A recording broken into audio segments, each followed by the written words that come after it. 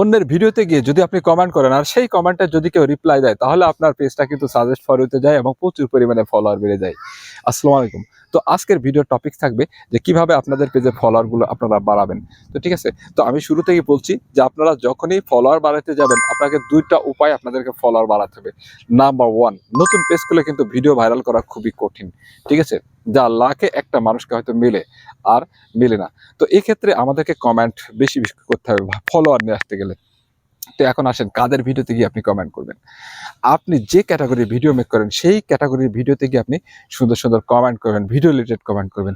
আর ওই কমেন্টে যারা রিপ্লাই দিবে তাদের পেজের সাথে আপনার পেজের যে এনগেজমেন্ট তৈরি হবে, যার কারণে আপনার ভিডিওগুলো তাদের সামনে যাবে, তাদের ভিডিওগুলো আপনার সামনে আসবে।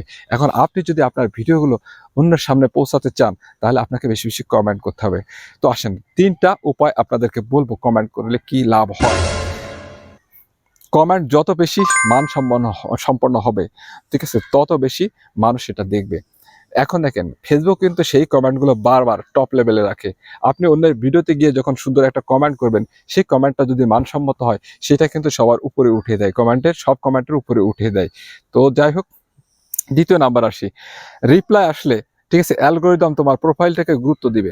তো রিপ্লাই কিভাবে রিপ্লাই, আপনি যখন অন্যের ভিডিও থেকে কমেন্ট করছেন, সেই কমেন্টের রিপ্লাই দিচ্ছে কেউ না কেউ, এতে করে আপনার কি অ্যালগোরিদমের ইনগেজ বাড়াচ্ছে। ফেসবুক অ্যালগোরিদমের ইনগেজটা বাড়িয়ে দিচ্ছে।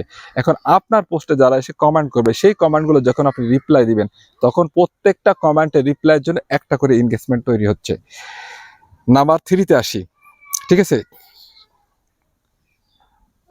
যখন আপনি অন্যের ভিডিও থেকে কমেন্ট করবেন আর ওই কমেন্টটা যদি মানসম্মত হয়, তাহলে সেটা কি করছে ফেসবুক, তাদেরকে আপনার প্রোফাইলে নিয়ে দিচ্ছে, মানে আপনার পেজে তাদেরকে নিয়ে দিচ্ছে যে আপনি এত সুন্দর একটা কমেন্ট করলেন, তাহলে জানি না লোকটা কত সুন্দর ভিডিও মেক করে, তো যাই এই লোকটার ভিডিওতে, এই লোকটার পেজটা থেকে ঘুরে আসি। তো এরকম ভাবে কিন্তু ফলোয়ার চলে আসে। তো এই 3টা উপায় শুধু আপনারা যারা মেনটেন করবেন, তাদের ভিডিওতে কিংবা কমেন্ট থেকে কিন্তু প্রচুর পরিমাণে ফলোয়ার আসে। তাই আপনারা কমেন্ট করেন, নিঃশর্তভাবে ভালোবাসা দিয়ে গেলাম, আমি সাপোর্ট চাই, এগুলো ভাইয়ার করেন না। আপনারা মানসম্মত কমেন্ট করেন। মানসম্মত কমেন্ট করলে সেই কমেন্টটা ফেসবুক বারবার ওই কমেন্ট বক্সে টপ লেভেলে রাখে।